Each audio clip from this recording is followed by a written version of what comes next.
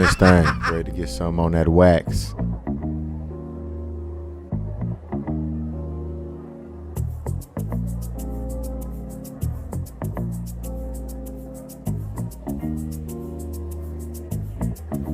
Another session with the bros. BrosTalk. With a beer, it's ice cold. BrosTalk. Another session with the bros. BrosTalk. Come and tell us what you know. BrosTalk.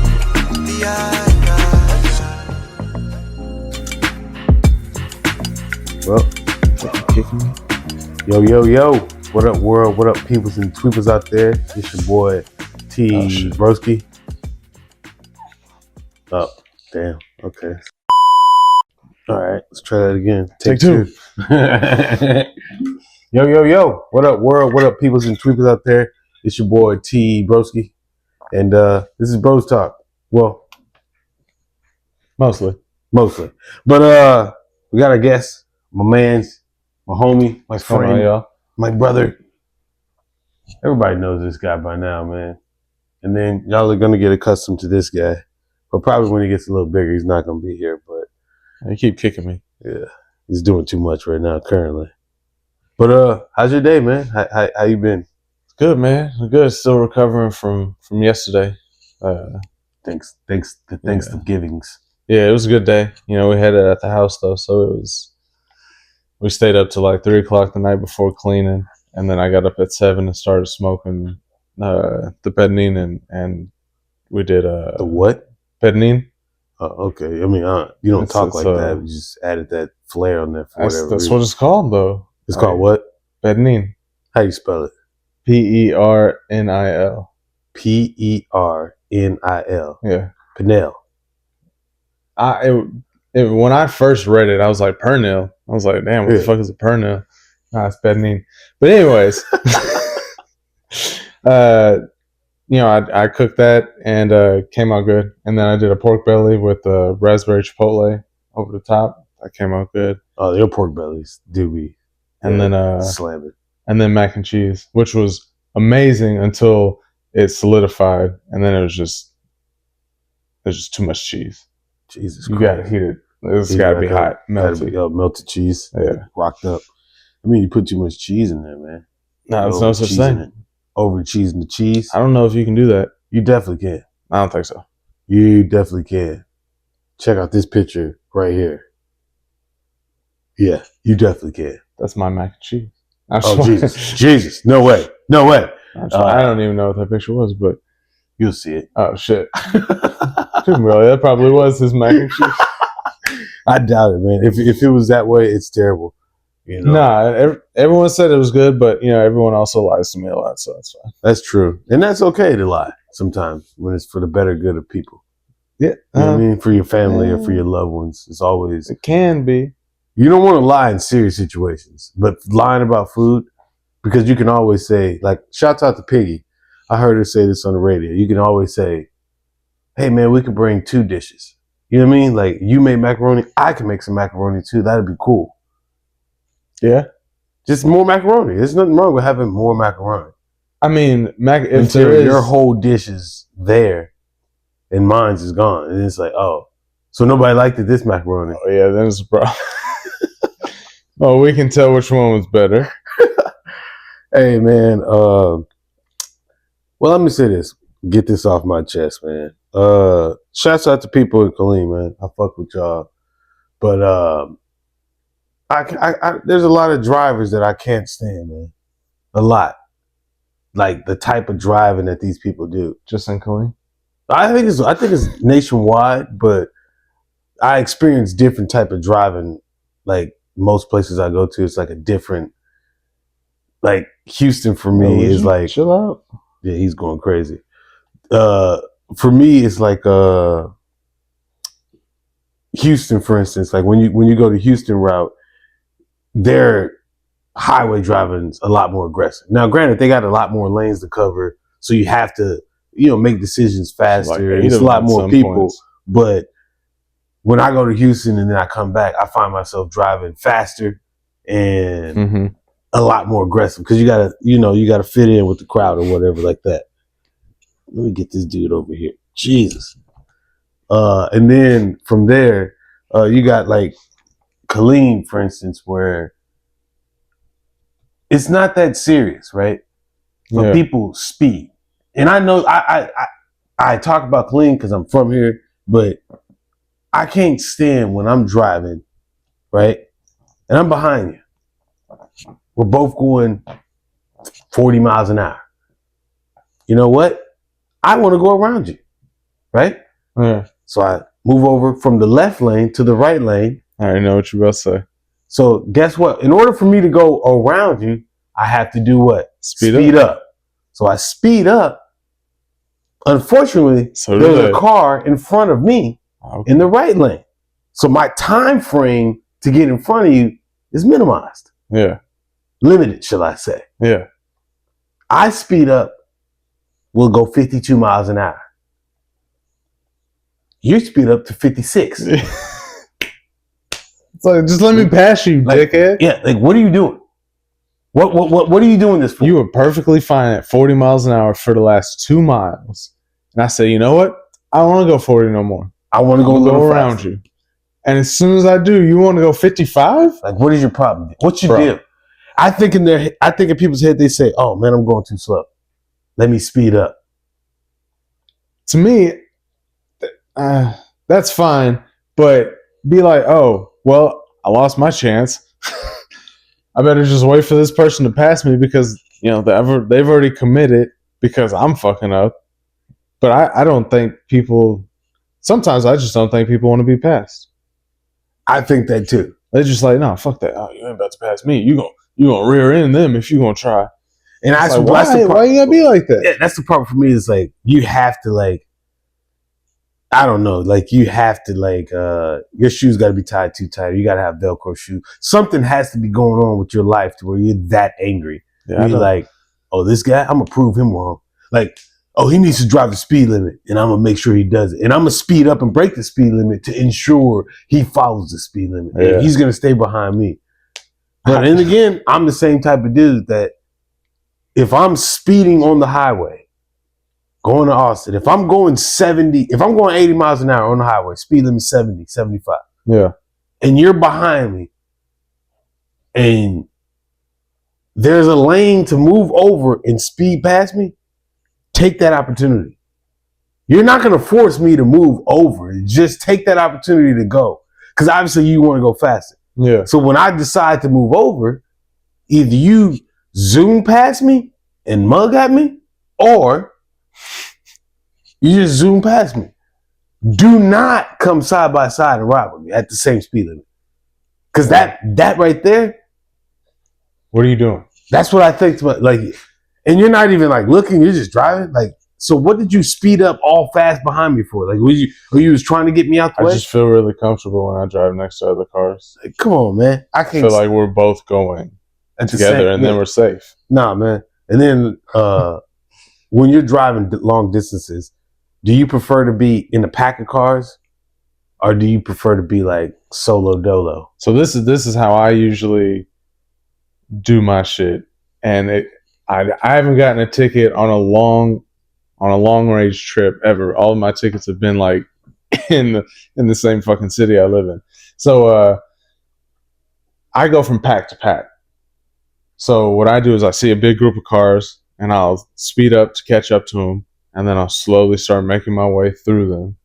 And then when I get to the front of that pack, usually somewhere off in the distance, there's another one. And so I'm like, I wait till there's a long stretch and you can see there's no cops or anything.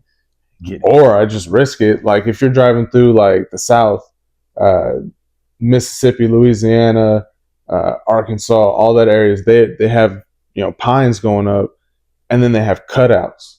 And you never know if there's going to be a police officer in that cutout. So I was just risking it there. But for the most part, as long as you limit how much, like I hit 110 to get from this group to the next group because it's a long straight shot. Let me hurry up and get there. Then I'll slow down.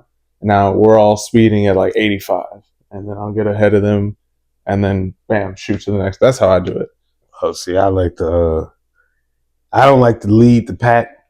I don't like to be in the pack because if I want to get out, I got to be able to maneuver. I don't mind being at the back of the pack as long as the pack is moving either at speed limit or a little bit above. I prefer to be dolo.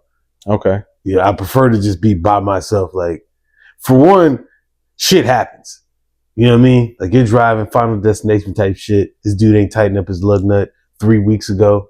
This is his first time taking out his new car that he just like fixed up. He just got it fixed up. He just did everything. He did it all by himself. Yeah. Project car. He just got it running. He forgot to tighten up a lug nut. Little do you know, there's an unexperienced driver behind him. He's running from the cops, but not like actively. He's a fugitive. It's like on the run. Yeah.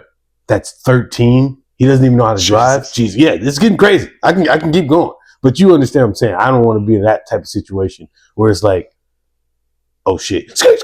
That's why I would like to keep myself at a distance. But my other thing is, if you can find someone who's already speeding, I like to trail them. That way, if the cops are up there, they're going to see him, and hopefully he gets a ticket, and hopefully there's not 2 cops. And I don't get one too, because I try and trail them by like, I don't know, 1/10 of a mile or something, just to where they're like right up there. I'm just keeping pace with them the whole time. Biggest ticket I've ever got in my life was in Florida, trailing a Porsche. Now, when you say trailing, I trailed it. He was going like probably 90. And once he figured out like I was following this, like he was like, nah, I don't like this. I'm gone. And then he dipped off, but he you got off. Like he got off the highway, and I just like, man, this just feels so good going this fast. So I just kept going. Next thing I know, get a ticket for going 99. Ooh. Yeah, so the trailing part for me is like, it's cool. I'm cool. I'd rather be by myself. If I'm gonna make that mistake, it's not because I'm following you, buddy. Yeah, I did it on my own. You know what I mean? Man, I remember I was behind this one guy, and we're both in the left lane. He's going slow. I'm like, yo, get the fuck out of the way. People who stay in the left lane, y'all cause more accidents than you prevent. I'm telling you. Because people got to go around you, blah, blah, blah. Anyways. So I'm waiting for him to get over. I could go around him, but I don't do that. And so all of a sudden I see him put up his hand. And then he starts counting down on his fingers. And so I let off the gas, but I'm still on him. And then he just slams on the brakes as soon as he got down to 0. And, you know, I hit my brakes. We don't crash or anything. I was like, what the fuck is wrong with this dude? So, yeah, I go around him, and as I'm passing, he's like, yo, flipping me off and shit. I'm like, what the fuck is wrong with people? Jesus. Yeah, that's insane. Brake checking is wild. Them are death characters. Them guys want to die. They got death notes or whatever. Hit me! Like, Jesus Christ. Yeah. We'll jump right in there. Before we say this, I just want to say this. I watched this video. This dude called a guy shit stack. That's like the funniest fucking. That shit blew my mind. Like, whoever that dude is, shouts out to you for calling people shit stacks. I think I've seen that video. I just don't remember what happened. It was at a golf course or something. He was like, you want to go? He took his shirt off. This is like really looked at his own. Yeah, he looked at his own self. You want to go, shit stacker? But that shit was hilarious. That dude was nuts. Speaking about shit stacks, as some people might call them, Drake allegedly. Damn, let me say that. Damn. Jesus Christ, let me say that. Allegedly, damn. Some people might call him that. Some people might call allegedly. I got to say this because he's suing people out here. I don't know how low his suing this will go. It might come this low. You know what I'm saying? Because we are gradually levels of defamation of character. You know what I mean? I don't want to be that. Suing them for all $8. I want that sign off the wall. Like, I'm gonna destroy it on TikTok. God, I just broke this guy's career. But he's suing not Kendrick Lamar. He's suing UMG, which is United Music Group, and Spotify. Yep. And he's saying pretty much that for defamation of character, for one, allowing the music to get played, and they making, I guess, to where they made his spins higher. Is it defamation of character? I think that's a part of it. Is a part of it, but I think it's hilarious that he's like, "There's no way that it got this many streams, y'all." And it's like, think about it. Everybody knows that song. Yeah, I'm talking about like this one dude, I was listening to him. He said, "Yo, my mom is a Nigerian woman who goes to church almost every day of the week." He was like, "She knows the song." Who said that? A Nigerian guy? Yeah. Yeah, he's lying. All right, They maybe. don't even have church every day. I mean, but I got what you're saying. I got what you're saying. I figured I'd just believe him, but I would too, you're but probably right. those guys are scam artists. But either way, my point is, it's such a widely known song, and it's funny to think like he's just out there like, there's no way they must have been inflating the numbers. And it's like, no, bro, like it's legit. People listen to that song a lot. Yeah, I definitely think people do, but see, what he's saying is like, supposedly that there was somebody that had Siri and using Siri and Using stuff robots and shit. that was saying, hey, I want to giving listen to artificial this, views. and it would tell you, like, hey man, let me listen to Drake, and it would put on Kendrick, Not Like Us. Now, granted, I think that's crazy. I think that probably has, might have been untrue to a certain extent. You know, people do videos for whatever, and you can do a lot with editing and stuff like that. But I'll say this: Kendrick Lamar is under the same label, right? And you got two label mates that are beefing, and as a business, I'm invested in both these guys. Yeah. And as a business, if I find something that works, I'm going to invest more, or I'm going to put more time and effort into it. Right. So at that point, Kendrick had a hit. I think it's time to go, Ken. Like, I think it's time to go, K. Let's get the album. Let's prep it. Let's get everything going. Let's do it all right now. You know what I'm saying? Because he don't drop a lot. You know what I mean? And he just got free from Top Dog and all that. So, like, you got the opportunity to put music out. Like, you did something. It's up. Let's go. As a business, I'm not pushing a track because it's a shot at my other artists, right? Right. Well, I would assume, because I don't take UMG like a QC or a CMG or TSF or something. I don't take them as that, because I'm not saying that them labels are smaller. I'm just saying the camaraderie that they have. Like TSF, for instance, to be an artist in that group, you see the guy that started this every day. He's here with you. Yeah. So like for him, he got it tattooed on him. It's more than just a company, so to speak. Versus when he signs a deal with another company, it's like, okay, that's a deal. When somebody else signs with him, I think it's more like a brand, so to speak. Like, hey man, I'm a family. I don't know if UMG is a family. I don't know if 300 is a family. I don't know if Geffen and all these other record labels, do they view themselves as a family like that? I would assume so. But for me, when it comes down to like a UMG, like, you got two of the biggest name artists in the world. Like, business lies with business. Oh, what? Nah, because I'm always looking on this side, so I might as well have it over here. Oh, okay. Well, yeah, business lies with business. So it's like, as a business, are they wrong for pushing Kendrick's album, pushing Kendrick's song? Even though you're label mate, and even though you're business, you have business with this guy who this is affecting also. I think they would have done the same thing if Drake would have had to hit. They would have pushed it the same way, because they want to get plays so they can make more money. That's what it's all about. Whether they make it from one artist or the other. So do you think that they pushed it, or do you think it just organically took the fuck off? Because I think it organically took off. Well, yeah, but then I'm sure that they did stuff to put it out there even more. I don't think they had to. I think once it was heard, it was over. I think, no doubt about it. I think hearing some of the things that they're saying, it reminds me of Trump back in 2020 about the election.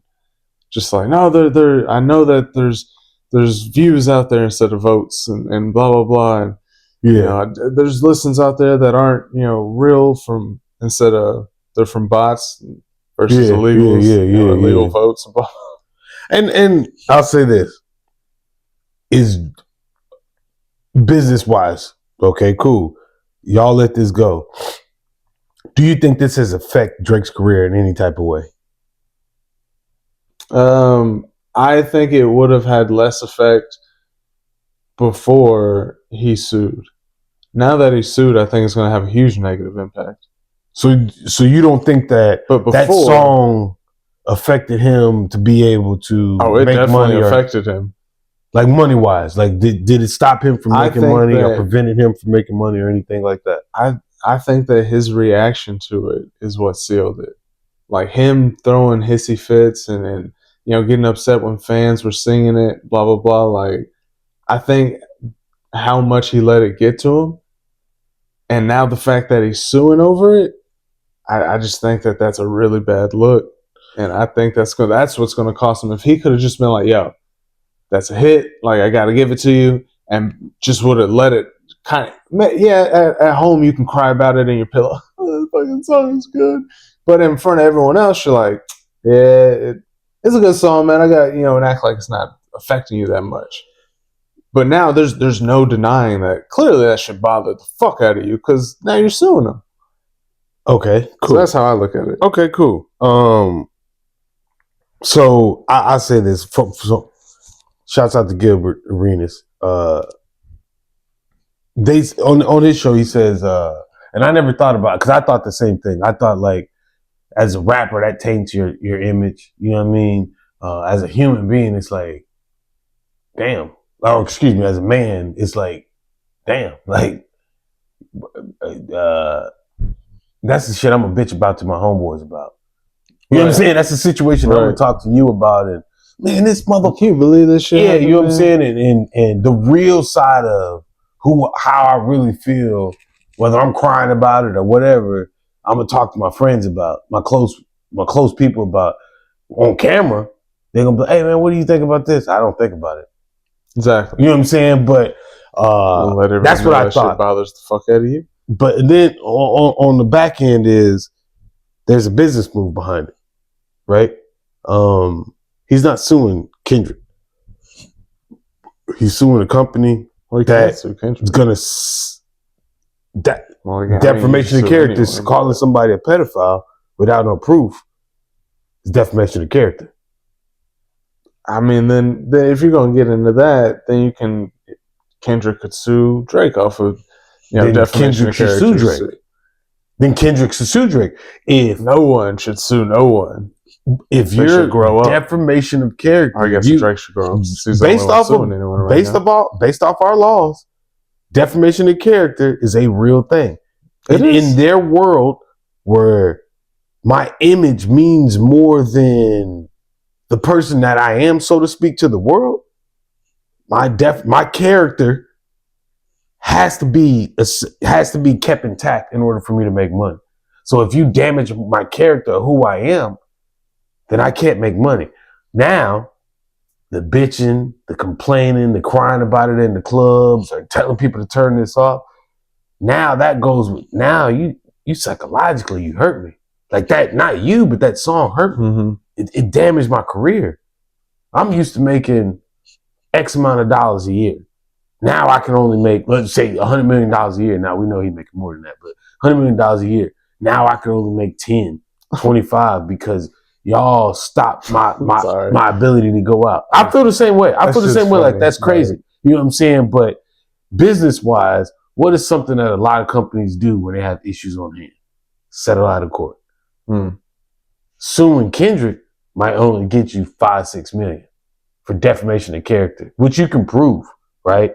I can prove that that's defamation of character based off of the lyrics.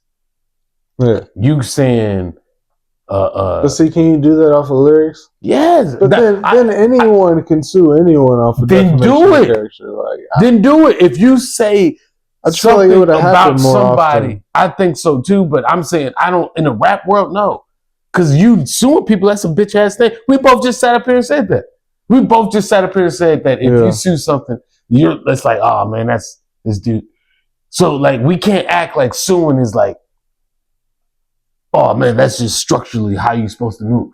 Right. Now, granted, It's the right thing to do.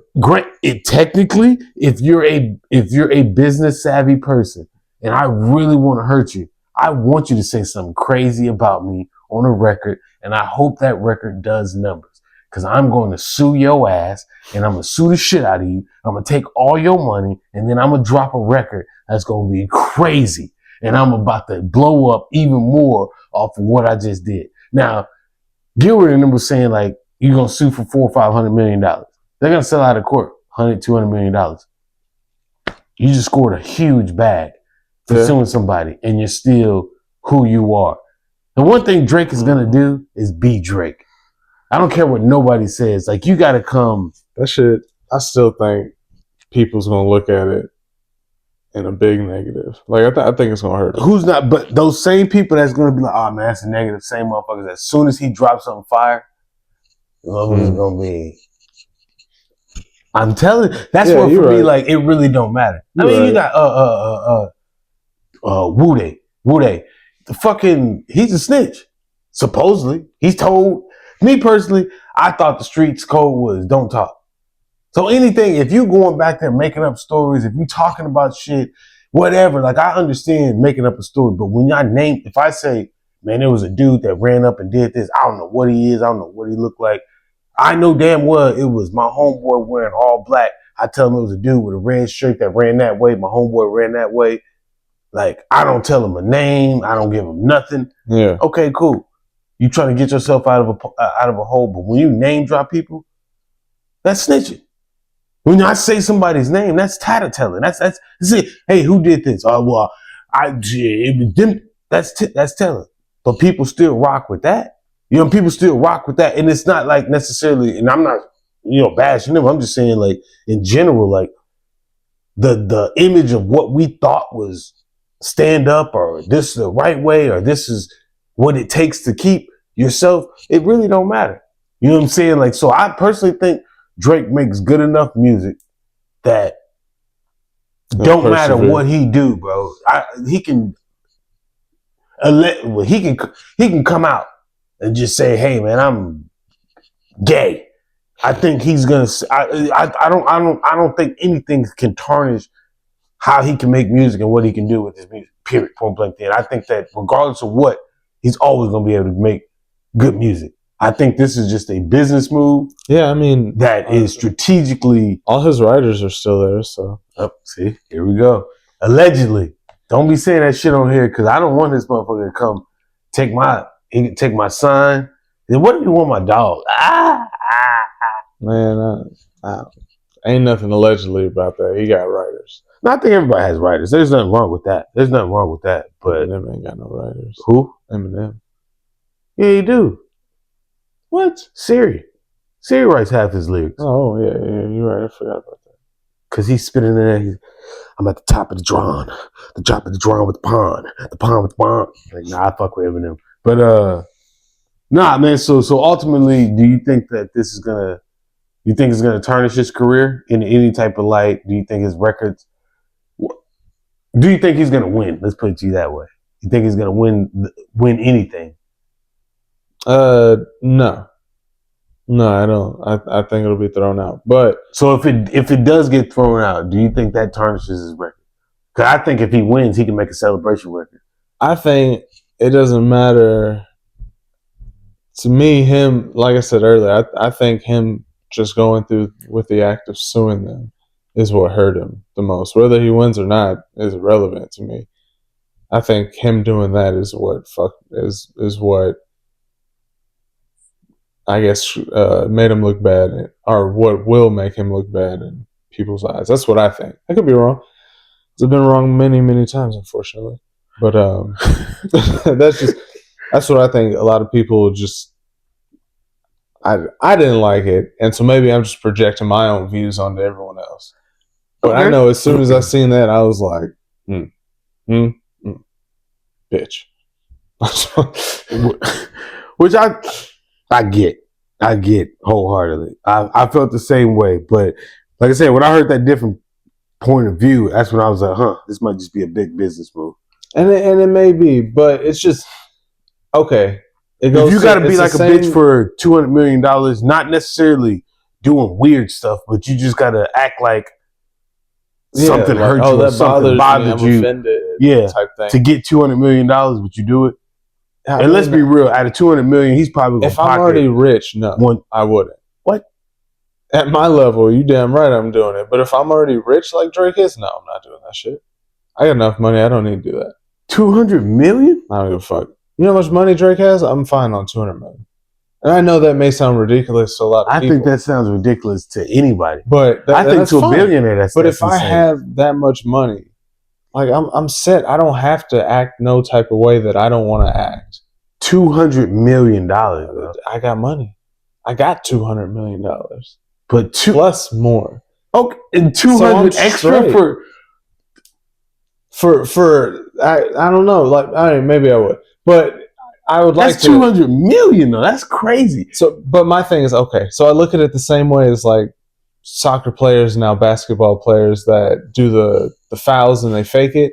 Like we've talked about that on here, and you, bro, have said, something along the lines of, well, you got to do it. That's just the way the game is. Yeah, it's part of the game now. And I think that's bullshit. Like I look at those type of things like the same type of mentality. Like, so I feel like if I turn my back on it, like now I'm a bitch.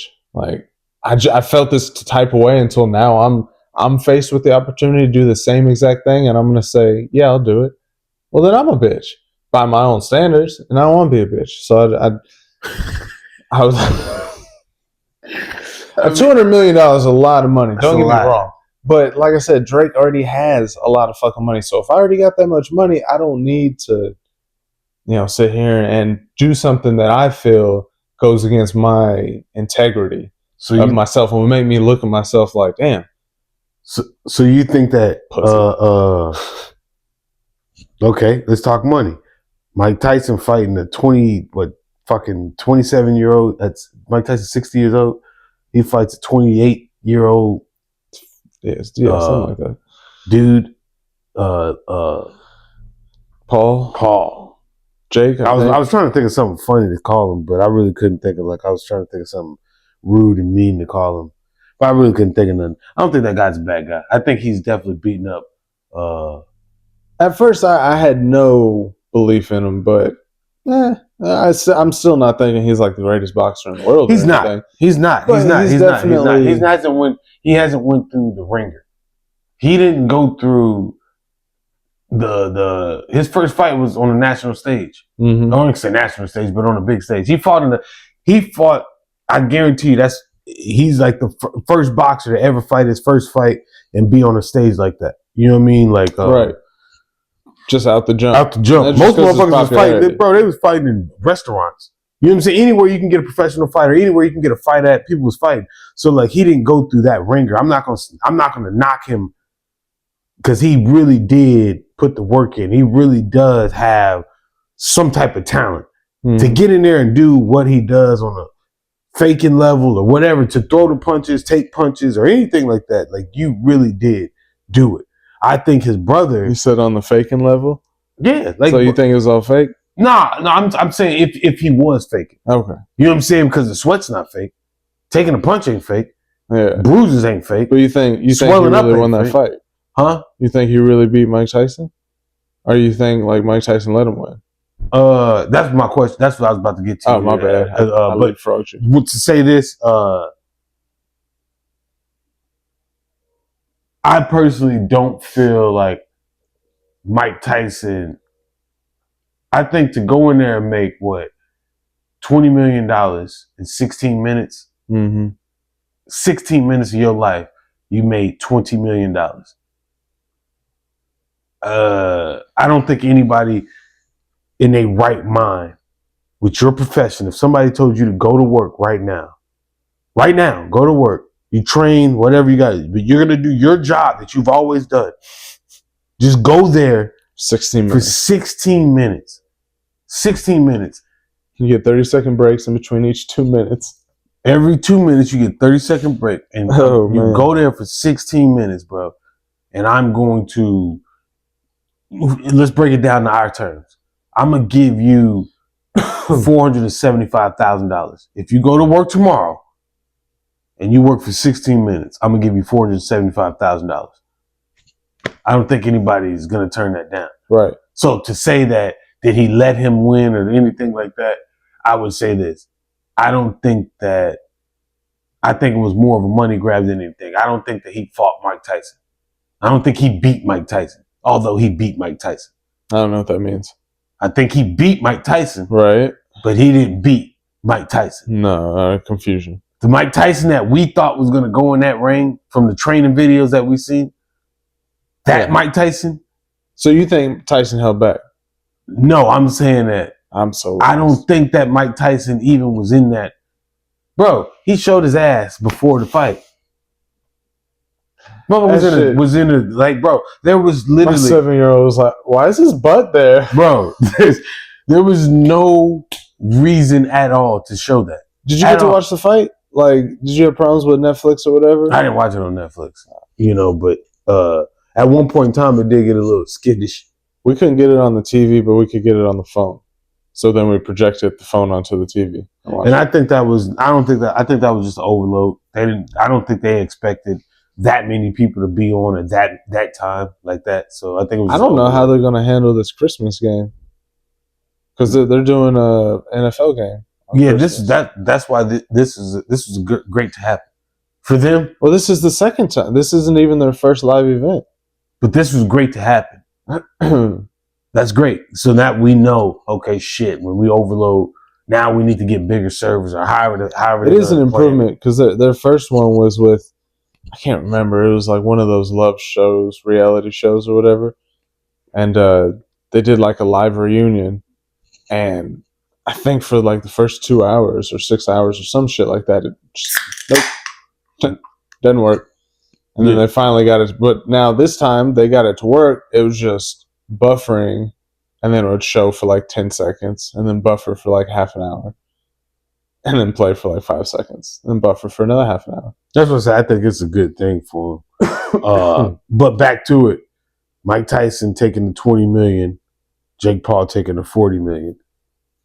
You think that Mike Tyson shouldn't have took that? Because now you get beat up by he threw 18 punches. He landed supposedly 18 punches that whole fight. Yeah, you get this punk ass little dude to get to say, "Oh, I had to take it easy on him." How many people say they got to take it easy on Mike Tyson? You know what I'm saying? Like, that's where I have a problem with it. And it's not necessarily a problem. It's just I hate that you get to beat our legends. Get to say that, yeah. You know what I'm saying? Now, granted, again, you beat a 60-year-old man. You're in your prime. And now see what chance you would have had with him in his prime. Like, that's 100% he was sleepy. Like, don't get me wrong. I had a little bit more... I thought Tyson was going to do a little bit more. Whether he held back, it's like you said in some of them videos, it's like, Jake Paul's about to get murdered.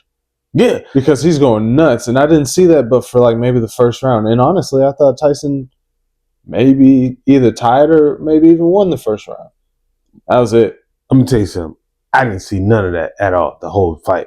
No, okay, yeah, that's probably a little strong, but none. Because the head movements, he does. That's Tyson. The first round was one of the only rounds I felt like he was getting after it. And I don't even think he got after it then. You know what I'm saying? I personally feel like out of all the rounds that we've seen, yes, that was probably the most active round. That round, the second round, he was a little bit. The third round, it was over. You know what I mean? Is that just straight tired? I don't know. I will say this. I was talking to somebody and they said those videos is videos, bro. Like, that's 15 seconds. I can go hard as hell for 15 seconds. If I put all my 15 seconds videos together, hell yeah, you look like I'm a beast. Nuts. You know what I'm saying? But this dude doesn't quit. Yeah. So like you like, okay, cool. But I'm not saying I know Mike Tyson, but we've seen Mike Tyson fight. Yeah. And just the power that he threw at some of those punches was like, nah. You know what I'm saying? And then it's like, again, he's a 60-year-old man. That's what bothers me about Jake Paul is he's in it for a bag. Mm-hmm. he is winning professional fights. You know what I'm saying? Like he's on the record winning professional fights, but it's not like, he's not fighting the boxers, so to speak, but he's still doing his thing, right? I just wish you would fight an active boxer, right? Excuse me, like an active boxer your age, or you're in your vicinity, your weight, your whoever, like somebody that really want to fight you. Like go fight somebody that actually, not somebody that's old or anything like that. Like go fight an actual dude that's young, a young active fighter. Give him a big ass bag. Go give him $20 million. Somebody that's only been making shit $1 million. Hell, you know what I mean? Your purse is $1 million. You still busting that down with your team. So you probably clearing 600 something thousand, which is a nice chunk of money. You know what I'm saying? But I made 600,000 my last fight, and you give me the opportunity to fight somebody and make 20 million. I think some of them boxers, like you can't. I'll do it. Yeah, but you can't regulate what they're going to do.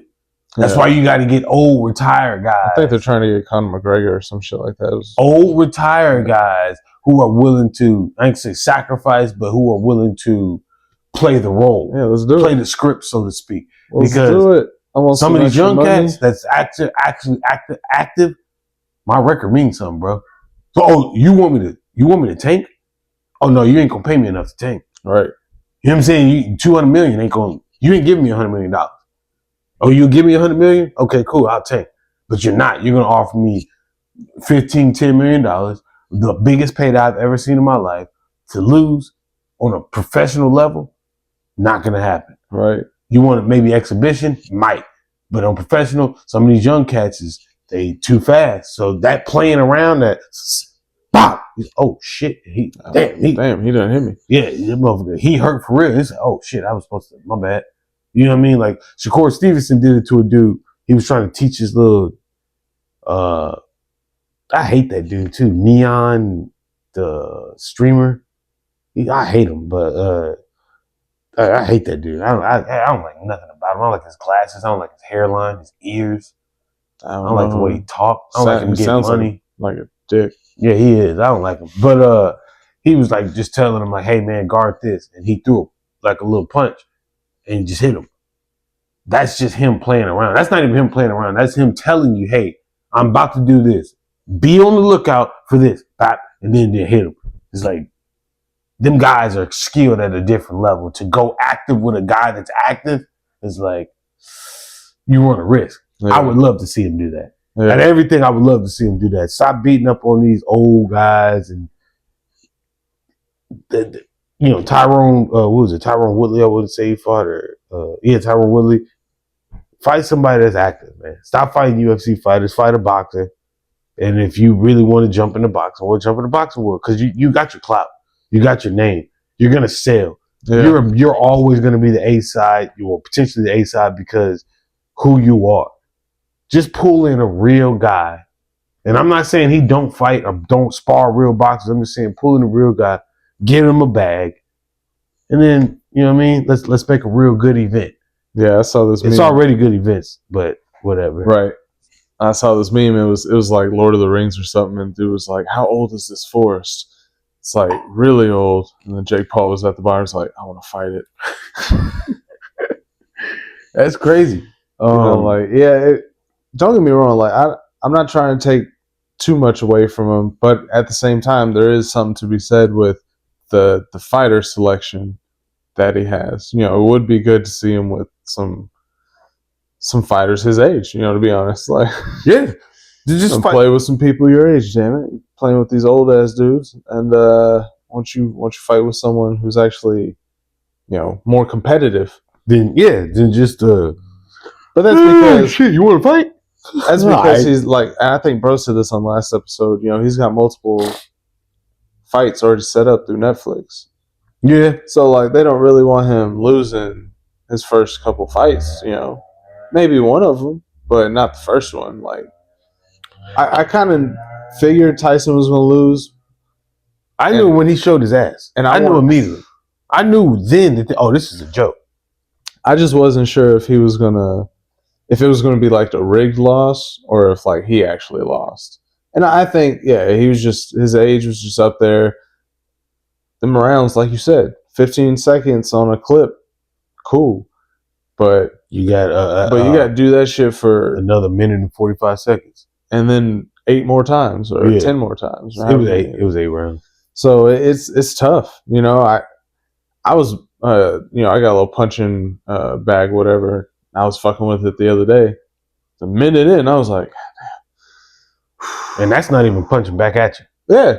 You know I'm not dodging or nothing. I'm just going. Well, I was throwing some fucking haymakers, but that's not the point. Like, still, it's a minute of just punching, and I'm like gassed. I'm like, you ain't took a punch, ain't nobody swung at you, ain't nobody cutting your ring off, none of that. That's why I say, like, for Jake Paul, what he did or what he does, it still takes skill.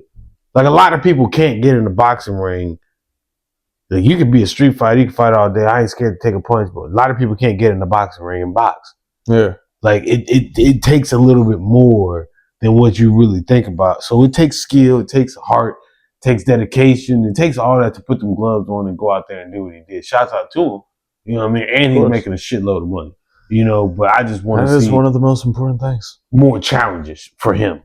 You know what I'm saying? More of a challenge for him when it comes down to the fighters that he's fighting. Just more of a challenge, which, for me, the events that he always do, there's always real boxing.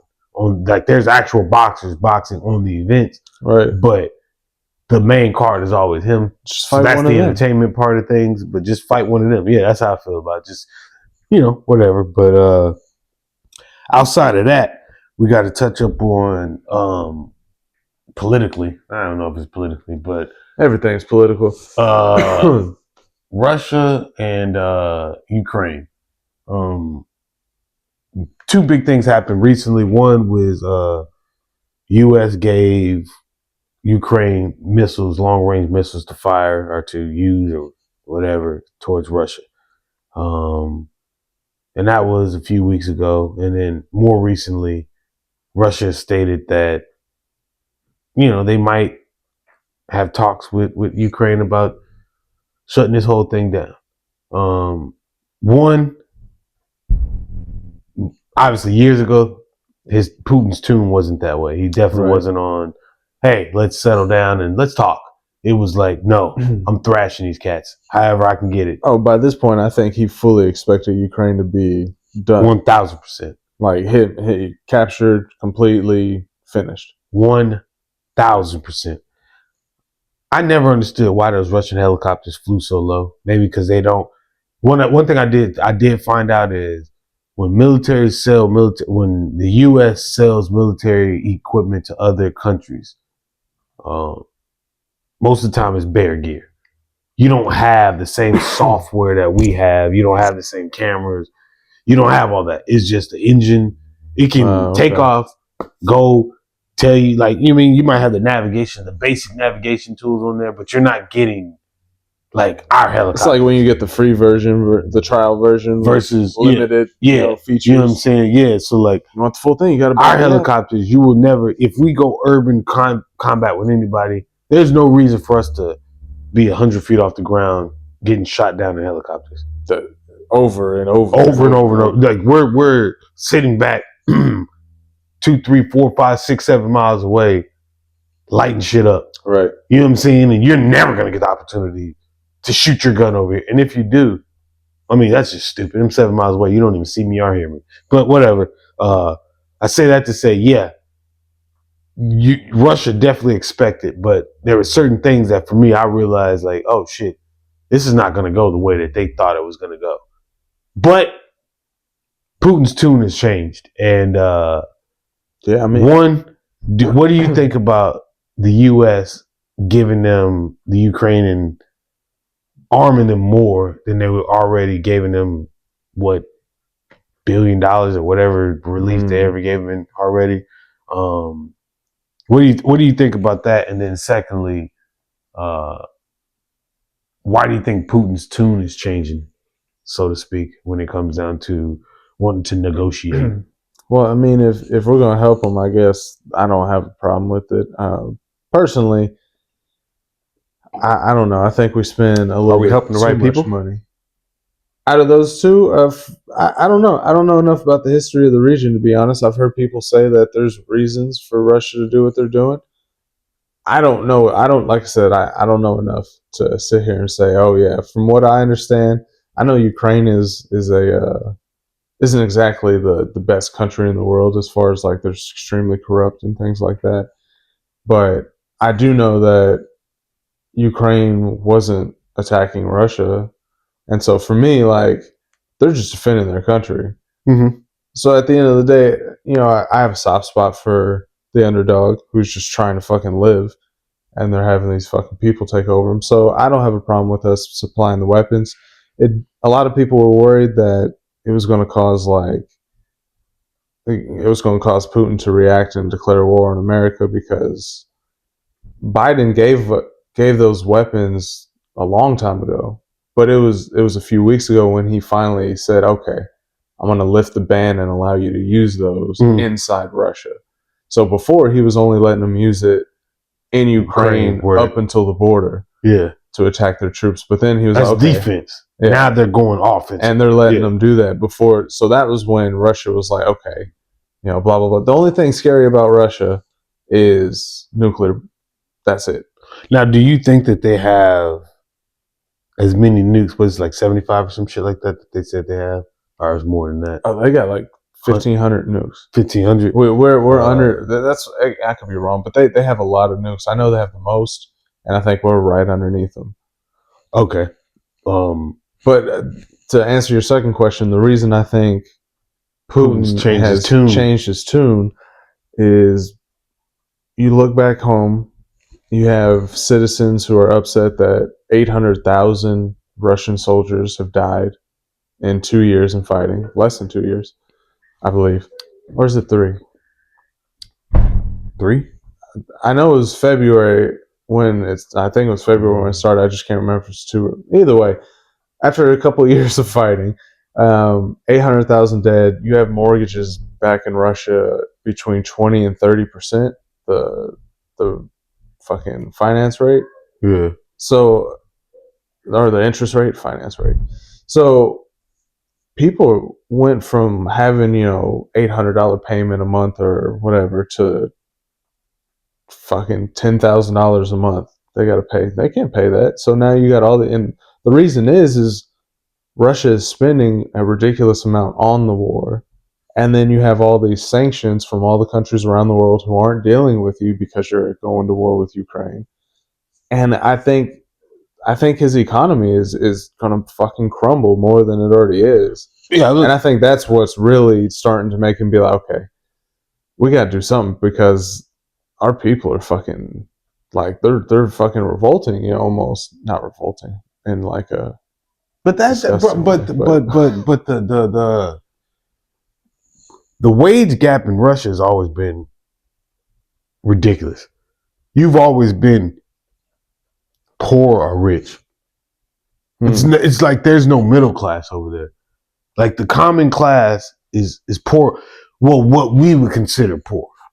Right. You know what I mean? Like what we as a now, and I say a first world, but in Russia, it's not necessarily a third world country.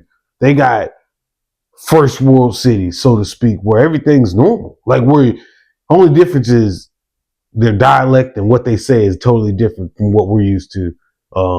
But they got food, restaurants, stores, nightclubs. You know what I'm saying? They got a normal life over there. Yeah. You know what I mean? But in certain parts.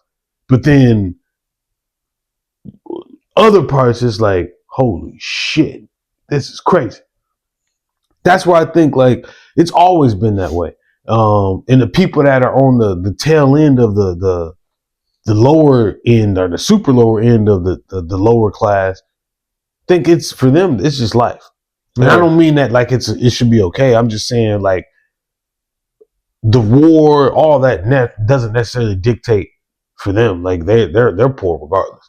The people that you're speaking about is the people that are creating the middle class, so to speak. You know what I mean? Like I'm making enough I don't have to live over there, but I'm definitely not making enough to live over there. So now this area that I'm in is new to everybody.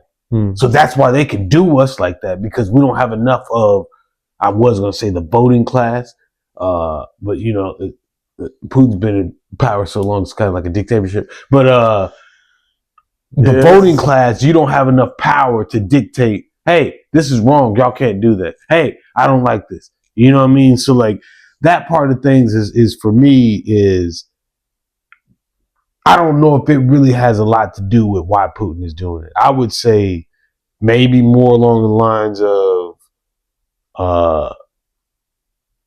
respectfully, your homeboy's coming back. And I'm not going to say that he told you to stop, but maybe he has a better idea for how we can go about doing certain things. Yeah. You know, and I don't know all the history between Russia and Ukraine, but from what I understood is Ukraine fought for their freedom to be Ukraine, and they won that. Yeah. And from them winning that, they were able to name themselves Ukraine and do all this type of shit, have their freedom and have their own land. Now Putin wants that land back. And if I'm not mistaken, he mentioned a long time ago that before I die, I want to see Russia, like I want to see Ukraine to be back to Russia, be back to Russia. So for me, I think it was like one of them situations where that's why one of the things I said, even a long time ago on the podcast is Putin dying? Because he's acting irrationally, maybe not irrationally to the degree of going to war, but irrationally like, I'm just gonna do it. If you got helicopters being shot down, taken down by people on the ground, that's fucking insane. That's insane to me. You shouldn't the numbers. Every once in a while it happens. It does, but I'm saying the amount. Like you're talking. Motherfuckers shooting RPGs and hitting you. Regularly. Bro, an RPG is a rocket propelled grenade. A drone. There is no. There's none of that. Yeah. That is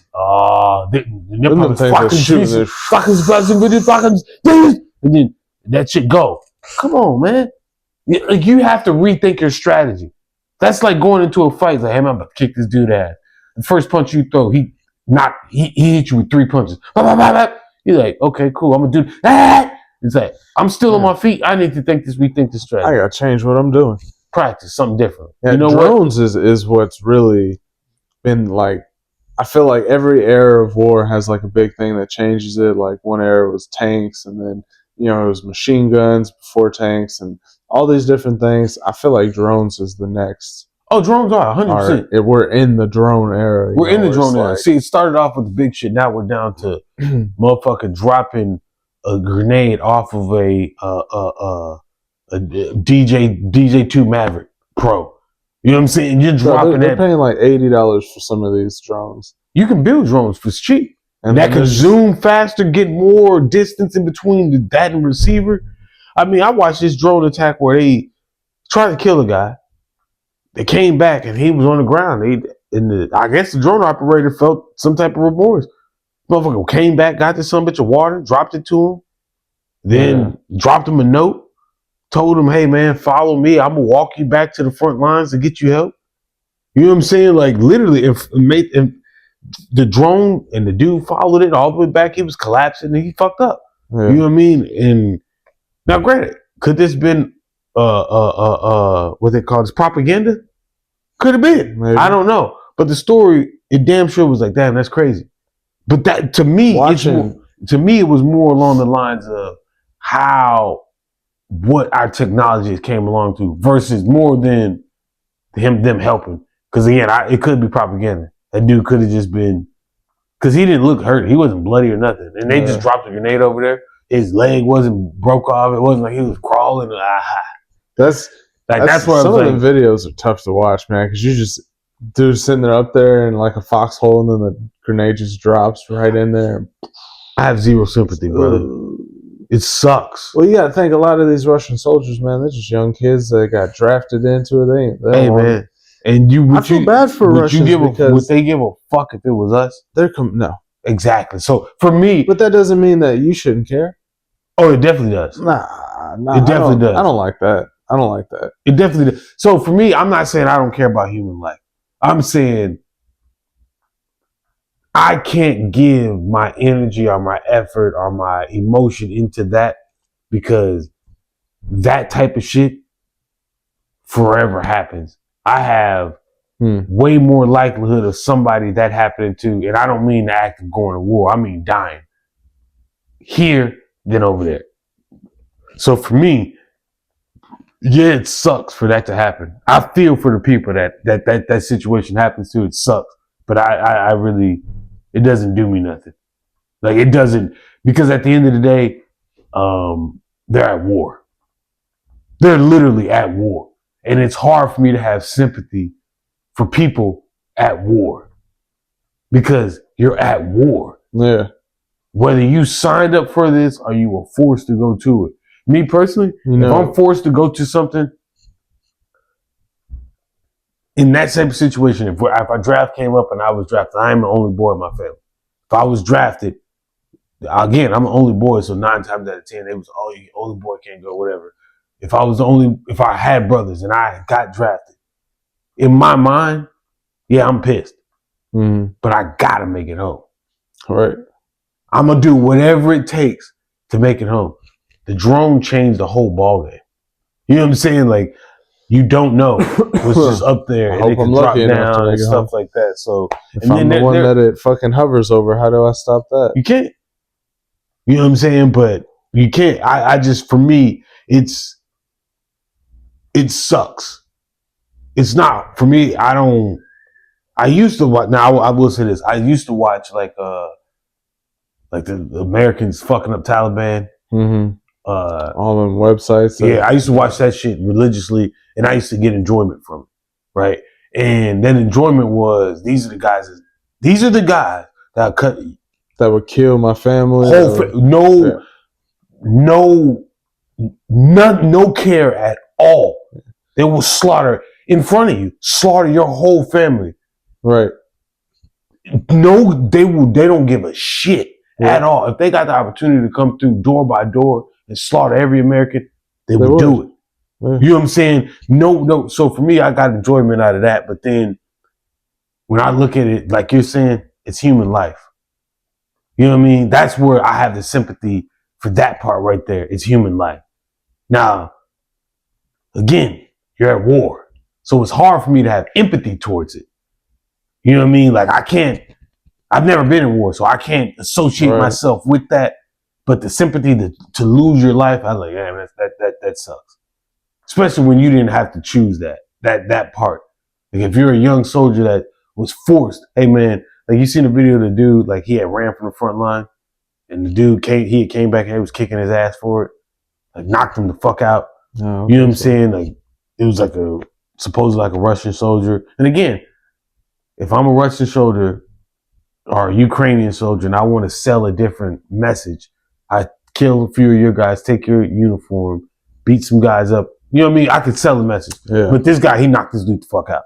Like, dude, he knocked out one dude and knocked out another guy. Supposedly these guys left the front line, abandoned their post. They was getting attacked and they left and then got back. And the dude was like, oh, this is what you should have died there pretty much. And they beat him up or whatever.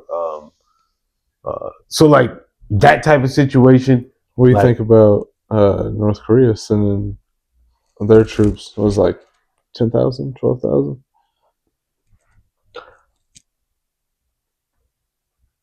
As long as there's I'll say when violence happens at the DMZ zone or the DMZ, then it's time to get scared. I don't care about nothing else until that happens. When that happens, now it's like, okay, it's time to get scared for real.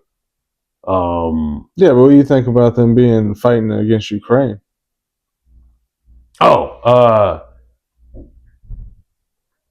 Yeah, they gave Russia, it was like 10 or 12,000 again, bro. Like troops. for me, and then Ukraine is saying they dropped a bomb and killed like half of a fucking whole battalion or some shit like that, and with one of their cluster bombs. Politics is politics, and I think everything happens for a reason. I think strategically, World War III, we're closer to World War III ever, obviously, because it's next World War, right? Like this. But Tension-wise, I think we're closer to World War III than we have ever been in modern history, so to speak, right? Right. And since if the, you since play the the- 60s, Yeah. you got the Bay of Pigs. if you play the cards right, you and your family could win overall. Now, granted, people are going to lose their life. My people, but my people aren't, because we're always going to be in a structured deal or a structured conversation with somebody that's going to, because I'm never going to do enough to them to come get me. Yeah. You know what I'm saying? Like, as much as you want to do, that's why Saddam Hussein was so crazy. That's why getting Saddam Hussein was so fucking crazy. Because you went and got the guy that runs everything. What did he do to you? Fuck with how he treat his people.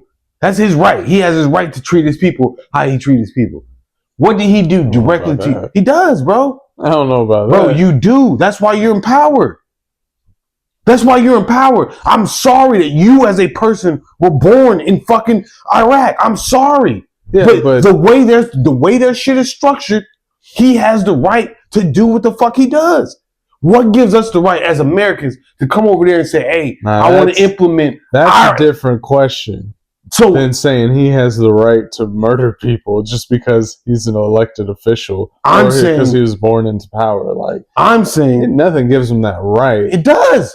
It doesn't. His power, his position. No, his position gives him power to do what he does impunitively.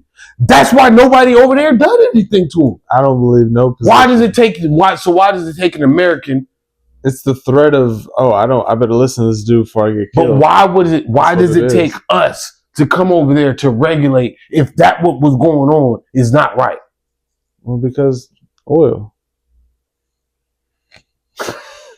So now we're getting, but because they attacked us, kind of, not really, but sorta. We're gonna say that they're cousins of the ones who did, and we're just gonna and we're gonna strum at the American people's heart by saying he is a dictator and he slaughters his own people. He was an absolutely terrible person. Don't get me wrong, he was a fucking piece of shit. I'm not saying he wasn't. I'm just saying that he had the right to he had to be based off of what was going on over there. And again, this is why I say it sucks. It sucks that people are born into a situation like that. It sucks wholeheartedly. Yeah. But the truth is, for me, I don't agree with it. I don't like it. I don't think it's right. I don't think it's cool. But based off of how they live their life and what their laws state, what he did was okay. We as Americans don't feel that way. We don't agree with it because we live in a democracy. We got the ability to wake up, take your ass to the store and say, fuck Donald Trump, fuck Joe Biden, Kamala Harris is stupid. We got the right to say all this stuff. Right. You can feel however you want to feel. And you can kill me if you want to. That's called murder.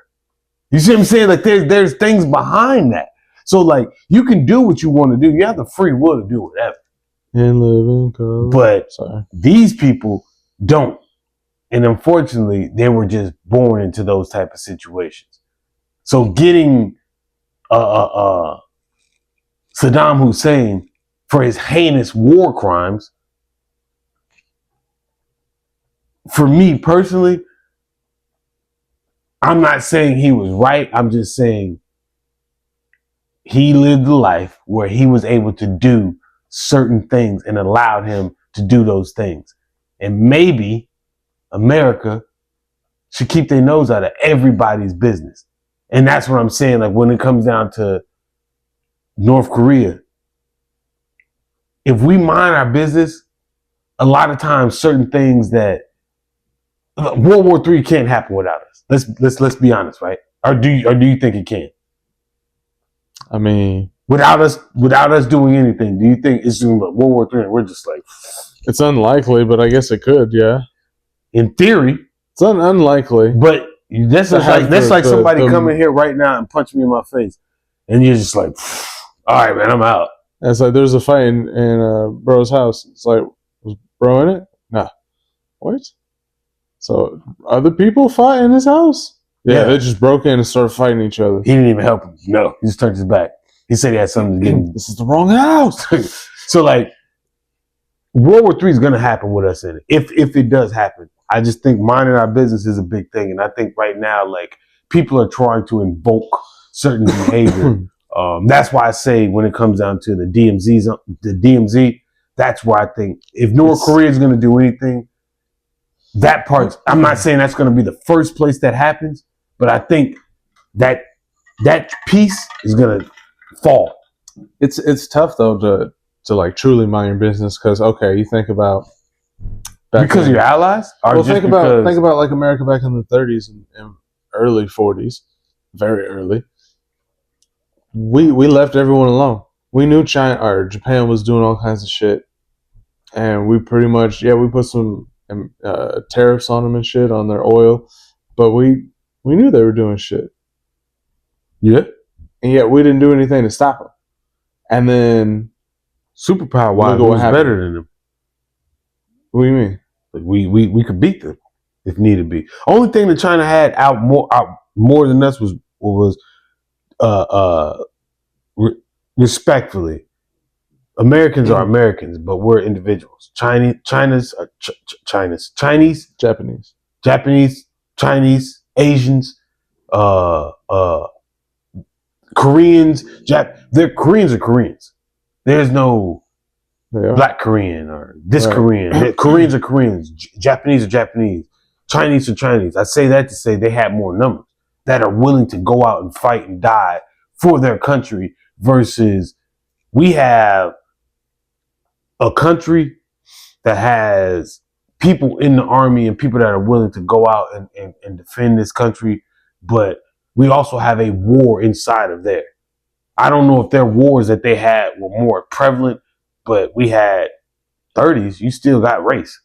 Race was a big thing back then. Mm-hmm. You know what I'm saying? So like, hell yeah, I'm going to send, for lack of better words, these Negroes on the front line to get slaughtered so I can see, oh shit, they're shooting from over there. Got you. We didn't lose nobody good in that. You know what I mean? Like, behind the scenes. That's why I say like, the only thing that we were a superpower. Only thing that they had more is the alliance, the allegiance, and sheer numbers that are people that are willing to go out and die. Because one person by itself can't stop a tank, but 1,000, however, if I had 1 million people that had to go out physically, put their body in front of a tank to stop it, I guarantee you, one of them can't, but 1 million will. Somewhere, something's going to happen. We can stop this tank. And that's why our sheer numbers is always going to outweigh brute force. Yeah, and I agree. But my thing is, had America been a little bit more of a world power and tried to stop Japan from doing certain things, they could have avoided the attack altogether. And yes, although America did feel, hey, we can probably beat Japan, why they still don't want to lose, thousands of sailors and ships and all that type of stuff and suffer humiliation of being attacked on your own land like that. And they just happened to have the aircraft carriers out, so that's why they didn't lose those, which was just lucky. So, I mean, it just, I don't know. There's benefits and there's also consequences. If we left the world alone, like, so you think somebody's going to come attack regardless? ISIS would be a huge thing if we left the world alone. But okay, again, like if they're not now, well, we're so entrenched everywhere that it's kind of hard not. The problem is we put our face in too much shit, and we do dictate too many. We were sending guns to governments to advance coups of certain people we wanted to get rid of. Like that's too much. But I'll say this strategically. Sometimes you have to influence battles to win a war. I understand that, but at the same time, like you gotta, at some point, a country has to make their own decisions. That's and so I get both sides of it. It's tough because if you're too isolationist, I think it has major drawbacks. Isolationist, I think it would just be isolated. If you're too much of an isolationist, then isolationist, yeah. that a real? Yeah. Okay, go ahead. My bad. But yeah, too much of an isolation. And then if you're the vice versa, you know, obviously there's consequences for each, so you got to find that happy middle ground. In America, we just like to have our noses in everything, like you said. Well, we do definitely like to. It's just I think we could pull back. You know, I mean, Ukraine, we've given war stimulates our economy. $260 billion, and that was like a months and months ago. I don't even know what we're up to now. Craziest part about that whole money is just like you said. We're depleting our own fucking. No, fuck that. That's crazy. That's like fuck that. That's like the dude that call your phone and say, "Hey, buddy, I want to give you life insurance. You want the insurance? You buy things, and you pay this motherfucker every time. Like you know he's a scam artist." That's my problem. What I have with America giving out money. We can give millions, billions, trillions, hundreds of thousands, whatever money to people, and there's like you don't have to check shit. As long as to the world, they're not a bad person. Like, we won't give money to Iran, right? Because they're known for giving money to terrorists. But we give money to... Sure Joe Biden did, but... What'd you just say? I'm pretty sure Joe Biden gave... So he didn't know that Iran gives money to terrorists? I'm pretty sure they're all aware. They're all aware of that. So we're just giving money to terrorists. That's what you're telling me? My understanding is the approach that a lot of people on the left have is that if we're friends with Iran... Wait a second, man. It'll be better off. So we're giving money to terrorists is what you're telling me. Go double check it. Maybe I'm wrong, but that's... No, I'm not saying you're wrong. I'm just trying to verify I'm saying that me and you both know that Iran gives money to terrorists and they support Hamas and they support other terroristic groups. And shit, they basically stand them up as like an entity and a source, and they fund them. But basically, what I'm saying is, if you're giving, you're not going to want to fund terroristic groups as a unit, so to speak. So right.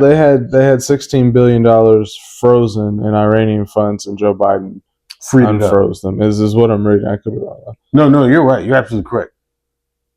Yeah, you're absolutely correct. And then what happened a few days after that? I think Israel got $10 billion. I think Israel got attacked. Right, a few days after that. I don't see the date on here. Hold on. And I don't mean like nothing crazy. I just mean like an attack. It wasn't like the massacre or nothing like that. But anyways, I say all that to say that us as Americans, if we keep our nose out of certain things, they said it was it's one of the things said it was false because they said he gave them $16 billion when really he just unfroze what was there. So it depends on how you want to look at it, but there was an account with $16 billion and they said, okay, you can have access to it, which to me is giving them $16 billion, but whatever. That's a terroristic group, political party, whatever you want to call it, that we freed up money for. So like I say, sometimes I definitely think that... And they've gotten to the point where they can pretty much start working on putting together a nuke. Like they finally have like the, whatever that powder is, yellow cake or whatever the fuck it's called. Like they finally have that, like, and they're ready to go. Like build a nuclear and it'll be another, I think the 7th or 8th, something like that. I just worry they're going to nuke Israel. And that's going to start a chain reaction. I think nukes happen. I think nukes come into play when you think everything's over. And I don't think nobody thinks everything's over. I worry that the people in charge there don't care enough about the rest of the world. I doubt that because I don't think have scientists that's going to tell you, I don't give a fuck what country you in. You got scientists that's going to tell you. Iran is who I'm thinking of. Iran has, or a terrorist. I'm not going to say some of the smartest scientists, but Iran has scientists too. It could also be a terrorist organization that gets a hold of one of these nukes. Yeah, and Hamas or Hezbollah would be more likely. Those guys getting a hold of a nuke. It could be a smaller warhead. I doubt that. I think that takes. I hope not. Tony Stark's type in. I think that's when Tony Stark was trapped in that cave and he built the Iron Man suit out of nothing. I think that's what that takes. For real, I'm not trying to be funny. I definitely think, because I think that everybody that deals with real terrorists understands that they say that there's no honor amongst thieves. Excuse me. There's no honor amongst Fucking thieves, bourbon. but I definitely think that there is trust amongst terrorists. I think that their mindset is totally different. And when I say trust, it's not the same thing as honor. I mean, I trust you enough to do what I ask you to do. They trust that they want the same outcome. Not even the same outcome. It's just this transaction. I trust you that you're gonna do what you said you was gonna do, and I'm gonna do what I said I was gonna do. I don't expect you to align yourself with me. I don't expect you to ride with me. None of that shit. That's why I'm a terrorist, because I have no alliance or no allegiance to nothing but what I believe in. That's why I'm a terrorist. Yeah, that's what I honestly believe. Honor amongst thieves is they try to make it seem like, oh man, I'm gonna steal from you. Me and you, we go steal from these guys, but we'll never steal from each other. Yeah. And oh, that's how it's supposed to be. I think terrorists is like, hey man, I'm a terrorist. I'll never terrorize you, brother. no, I will terrorize you. I will. I'll fuck anybody over. If I feel the Spy need, versus spy. if you go against what the fuck I want to do, I will fuck you over. And if that means because you broke the trust or I broke the trust, whatever it is, I have an agenda that I want to do. Work my way up. I'll become the guy who designs the fucking plans, and then I'll stage your kids as the ones who have to. Some shit like that. Yeah, for real. Like that's what I honestly believe. I don't feel like those guys that have any allegiance to any company, group, political party, none of that shit. I think that they just go off the Richter scale. So giving them a nuke is like, these motherfuckers are using it on us. You know what I'm saying? Like that's why I think that I don't think they will ever have it. I think it's like 50 years the motherfuckers been getting one single Peachtree dish of a seismic gram of a fucking. You think someone has that nuclear missile they're missing in Georgia? Oh yeah, anything accounted for that's missing is somewhere. There's nothing that disappears. Nothing disappears. I can't remember if it was like on a flight or a transportation, but somehow like all of a sudden it's somewhere in Georgia that there's a nuclear missile. Yeah, and I don't. So for me, that's not even the first nuclear missile that we've lost. Bro, we did some crazy shit. They flew a nuclear missile on a routine flight. An actual warhead over America. Just say, for instance, that plane would have had malfunctions. Right. Fucked. Hell of a way to explain that to them. What if it crashed right into Mount St. Helens and then that erupted from the nuclear missile? So then, that's going to be a huge explosion. So that would put all that fallout, not just over like a immediate range. It'd be over the whole all America. Country. Yeah, all America. That'd be nuts. Would have some type of experience from it. Hell, I think they were saying like even in Florida it'd be blacked out, which is insane. Insane. Yeah, to be honest, it's the like the Southwest and the Northeast that would be the best off, because I think the wind, they showed it going basically across America like towards Florida. Shit's insane. And it's just like a huge swath. Bro, when you even think about this, they have flies that make it from Africa to America. They have dust that make it from Africa to America. Yeah, I was watching this this fucking thing, and the weatherman was like, "Hey, if y'all notice it's a little hazy outside, it's because a giant dust storm from that Sahara Desert. Africa." I'm like, how the fuck does it stay in the air just over water that long? But that's how much. That's a whole desert. That's just thousands of feet up in the air. But that's a desert that's traveling across the ocean.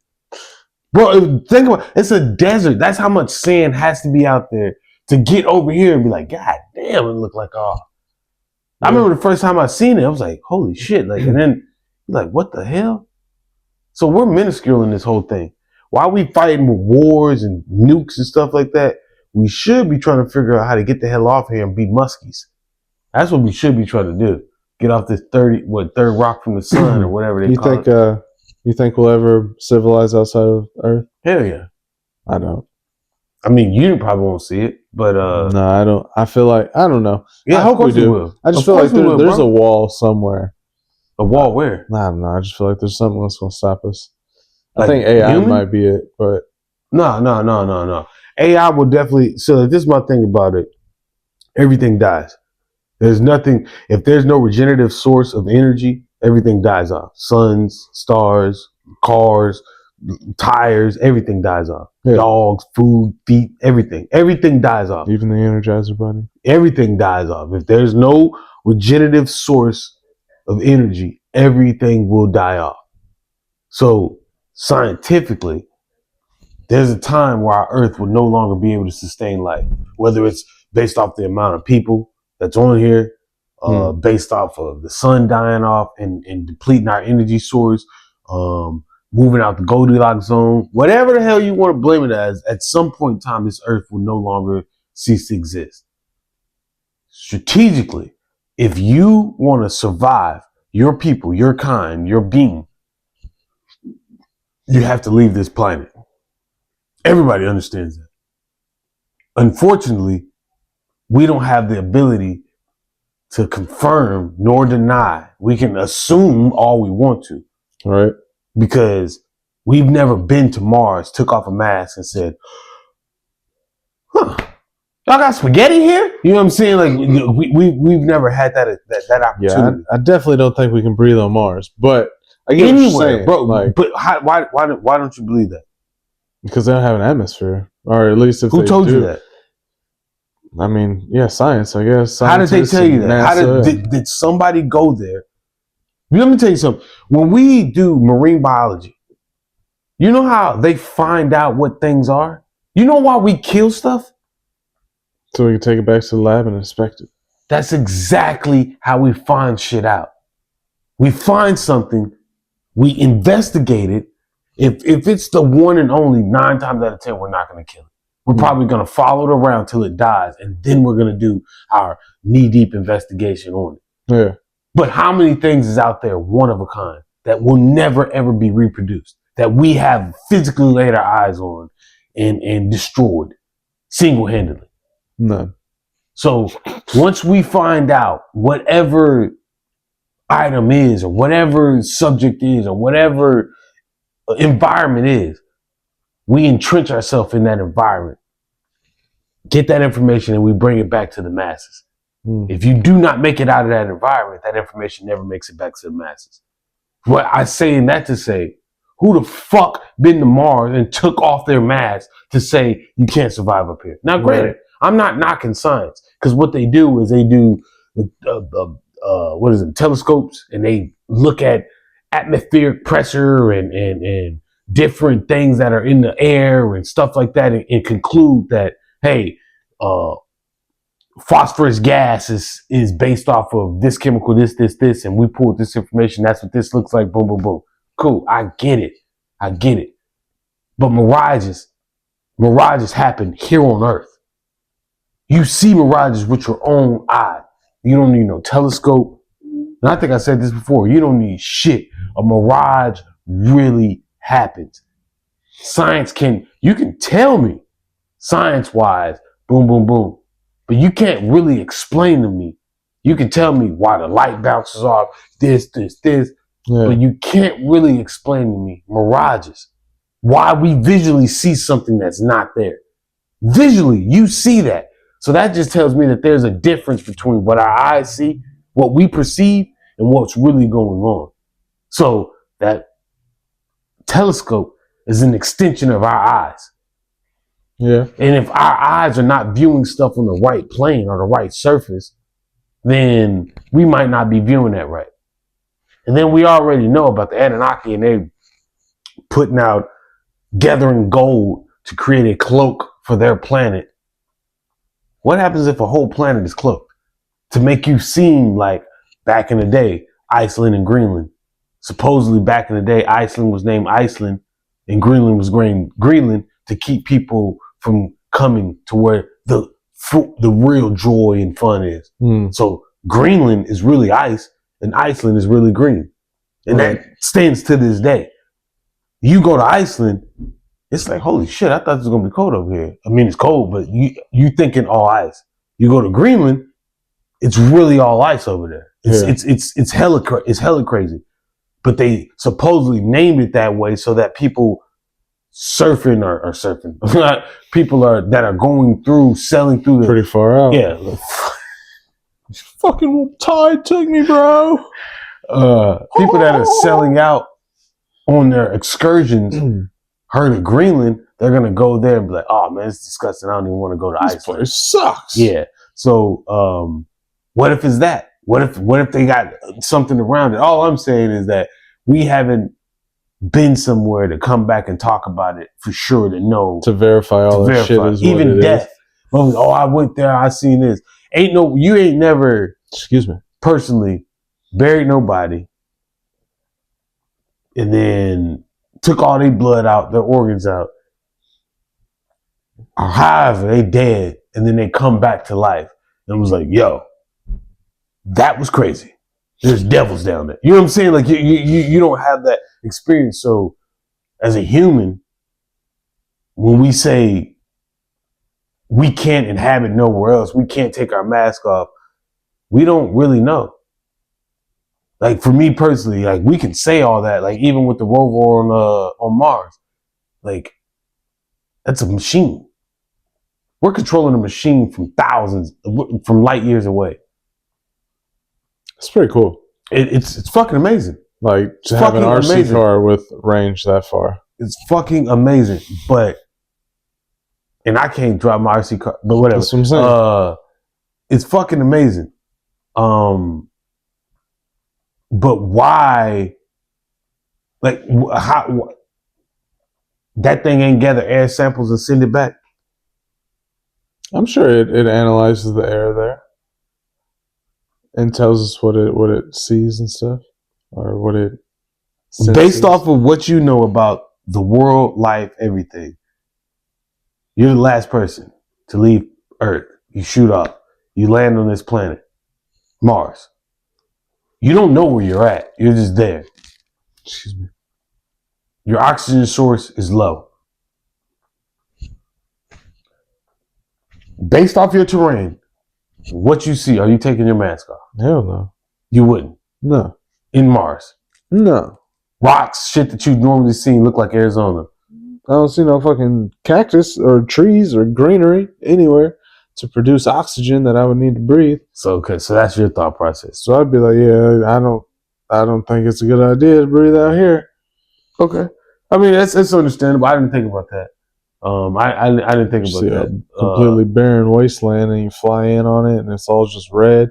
That tells me that this fucking thing is probably made out of iron, and there probably used to be water here, and then all the water. But you're basing on it's gone, and now it's dried up, and it done rusted and turned red. And so, like, clearly, yeah, that I would honestly, well, I'd like to think so. So you don't think we can terraform anything? I'm not saying that. Do you think we can? Yeah. So why wouldn't? So based off of what we can do right now, you don't think that sustainable life could happen eventually anywhere else? Anywhere else. The thing is the closest leaping point for us would be like Mars, right? I mean, some people, I guess you could say the moon, but there's no atmosphere really. So you go Mars. The problem is from what I understand, there's huge temperature fluctuations. So, like, anything you do on Mars is going to have to be, like, indoor or underground. It's not like you're going to have, your normal city like you would here, where people are out walking around during the day, like, no.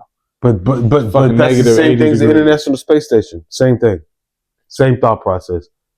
They're above ground. There's rarely affected somewhat by I would say, the sunlight, so to speak, right?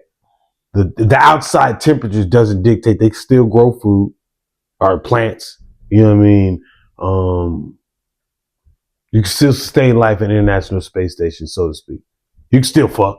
You can still have babies. You just have to prepare for all these type of things. And I say that to say, you don't think we could sustain life underground? Mole rats type shit? Yeah. So why do you think that we couldn't inhabit another. I just don't know if it's going to happen. I don't know if we have enough time. I mean, for your time, No, you think like- that the humanoid species will die off before we can do that? I think AI is something that if we don't get in control soon, that I think we'll have to worry about AI before we'll ever have a chance of colonizing outside of Earth. AI as in robots, or what I mean, I understand artificial intelligence. I'm just saying, where is AI going to stop, dictate, corrupt, destroy anything that what we got going on as people? I don't know. It's hard to say. I mean, you have robots coming out. Like they're saying in like, what was it, by 2036 or something? They're talking about having a robot in almost every home. Which is insane. $30,000 is in my insane. home. You're not going to do that. Everybody can't afford $30,000.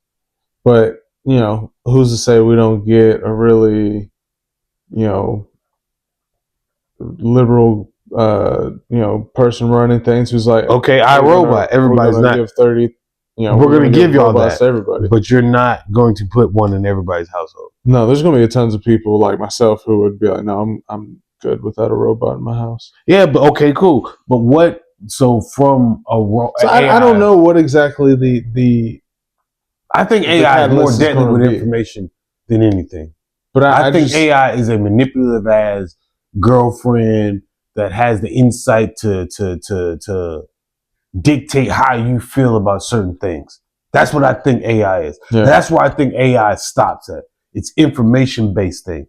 Now, if you can inform or articulate a certain narrative to make somebody believe something, that person can go out their way to create something that is more detrimental to the human species based off of AI than a robot. I think it's more likely that to happen, information, than it is for robots to just take over and iRobot us.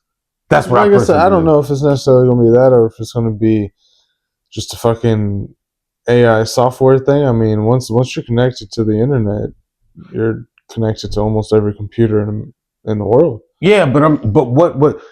Okay, cool. Siri's out there. So I mean, who's to say that someone doesn't create an AI that can do that and then shut down all these things, and then you have a global financial collapse or something like there's.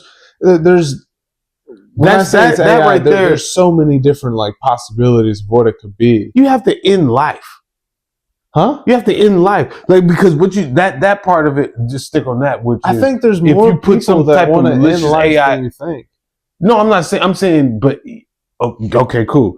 But you put a AI out there that could disrupt our day to day activity, shut this down, whatever, like that. That is recoverable. We can recover from that. It may thousands, millions of people may lose their life because of anarchy, but we can recover from that because we haven't lost shit. Like, the knowledge of what we do is still out there. I think more likely shooting off nukes. I think that's where a bigger. So like, scenario. I send I put a false signal in that Russia detects that China or somebody shot a nuke. So in response, they shoot one off. But no one ever shot. Nobody shot shit. So we see, holy fuck, this shit is real. We shoot two off. That's happened a couple times. You know what I'm saying? On America and Russian sides where they've seen shit coming and they're like, respond. And the person, the general who had the decision to make, sat there and held back and was like, both of them were like, do a system reset, and they reset it, and all of a sudden, no issues. Yeah, I mean, I think.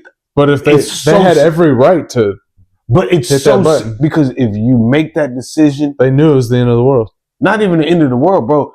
Well, what if it's not the end of the world? What happens if it wouldn't? What happens if that missile goes up, duds out? But it'd be the end of our civilization, as we know. What if it don't? You, as a person, have to be accountable for that. As an American, I can't speak for other countries. As an American, the guy that says yes or no to that, bro, I swear for God, hung and tried by your jury immediately you're going to have to answer for that. If you were wrong, if you made the wrong, bro, our army is so treacherous that they will let you go down for something that everybody knew what was going on. Mm-hmm. Because if I stop it here, everybody above ain't got to answer up for shit. So you're the scapegoat. Sorry.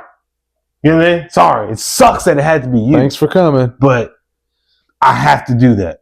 Prime example, all them people that go missing.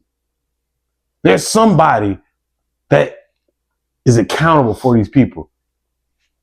The guy that said no, that she was there, or no she wasn't, or no he was, whatever, why he ain't getting in trouble? Oh, he did. Okay, what about his commander? He got in trouble. Why the post commander ain't getting in trouble when this shit came across his desk? Oh, because everybody, there's some type of accountability somewhere. Right. And at some point in time, it cuts off.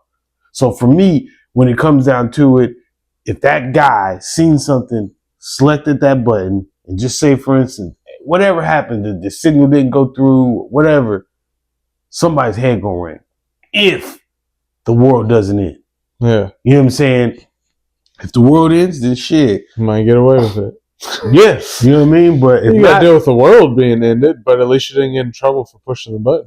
And that's what I think, honestly, AI, that's what I think their biggest strong point would be suitable to take over or fuck up. I think the likelihood of, like, when they showed the Elon Musk robots and all that, robots building more robots. I think that that's what he's going for. Robots building robots is cool, but I think all that, like, we're not, Starlink isn't up, and we're not at a position where an autonomous being can operate in any type of environment with self-regenerating power, self-sustainability, and the ability to adapt to any type of situation, physically, mentally, physically or mentally, and I mean for a robot. Physically meaning pick up something, move something out the way, get over there, jump over there, do this, and mentally being to be able to assess the situation and say, "Oh shit, that's a fire. If I go through there, my cables are going to get burnt up. I can't operate. Let me go around. I'll walk along this fire at a distance to where it's an opening where I can go around." That's what I'm saying. Like, I don't know if it. I think the likelihood of an iRobot takeover is a movie more than that movie where they showed, like, the missiles going off and it was on a guy to where he had to not press it or press it type shit. Like, that's where I think the treachery with AI comes into play, because it's artificial intelligence, and the intelligence part is where everything comes in. I personally think it's mimicking an intelligent being, but it's artificially made. So if any program, anything, I think if you have the right answers or the right questions, you can shut down. I ain't say shut down, but you can figure out, oh, this is wrong. This isn't human, or this isn't. Like, there was a movie where they make all these beings or these androids, and they had got so good with the androids that humans couldn't tell android from a human. But there was this people that were trained enough to decipher some certain questions. Yeah, and they was able to sit down and have a conversation with an android, and at the end of it could tell you if that's an android or not. And they got to the point where this dude was having a conversation with an android, and he flat out, he's like, I don't know. I don't know if this is an android or not. And he was like, I think it's a human. Dude was like, no, that's an android. And he was so proud to be able to create something that was mimicking us so much that we couldn't tell what it was. Right. I don't ever think we'll get to that, because there's always going to be matrix glitches in the code. There's always going to be that. There's nothing that's going to perform flawlessly at all times. There's always going to be something where you're going to be like, well, okay. You know what I'm saying? Whether it's the way that your hand looks on it, or, you know what I mean? A simple handshake, you can, oh, what the fuck? Yeah. You know what I'm saying? Like, simple stuff like that. That's what I personally think. But yeah, we got deep right there for that one. I do like that. I think AI is good for society to a certain extent. I think it minimizes time for certain things, like, i.e., we could use AI to come up with medicine. Right. So we can put thousands of raw chemicals in a database, and then have this database come up with this, and it can tell us if it's good for humans, bad for humans. But in the same breath, as fast as you can tell it to do something good, you can tell it to do something bad, and it can figure out all bad shit just as fast. Yeah. So if AI in the right or wrong hands, just like you saying, you don't think I understand how many people really want everybody dead. That guy with AI, yes, terrible situation. Same thing with a terrorist with nuclear power, terrible situation. But the likelihood of those type of things happening, I think the powers that be will hinder them as much, because the end of existence is the end for all of us. And I don't think we're so omnipotent right now to the point where there's one. If we as humans were all aligned, then I think it'll be different. Yeah. You know what I'm saying? Because then we're fighting others. Right. You know what I'm saying? Other planets. So to say, you know what? We're doing this for all humans. We're all going to die. I think people will be more, hell yeah, versus, you know, we're all going to die. I ain't signed up for that shit. You know what I'm saying? Like, yeah, so I think that's what it really boils down to. But hey, got anything before we get out of here, Rocky? Jerk, he slept He's this been whole sleeping time. most of this whole podcast, man. Idiot. Sleepy ass. But no, over on my side, man, I ain't got nothing. Appropriately offensive still going.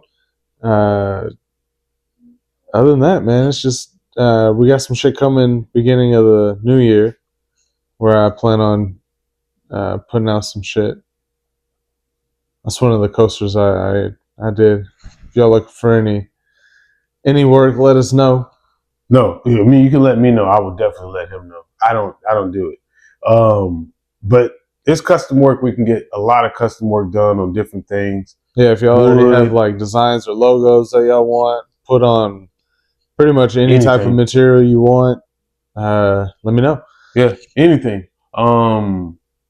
Yeah, man, and that shouts out to you for that, man. Yeah, appreciate it. Like I said, beginning of the new year, I'll put up a page where I actually have some stuff that I've done, but I'm kind of trying to build a little portfolio and learn the new software and shit. So we'll definitely tag them up in there. But for the time being, if you got some little stuff that you know, like this, if you got some coasters or hell, a piece of slab of wood that you would like, or nice mahogany wood, or maybe some red oak or sequoia.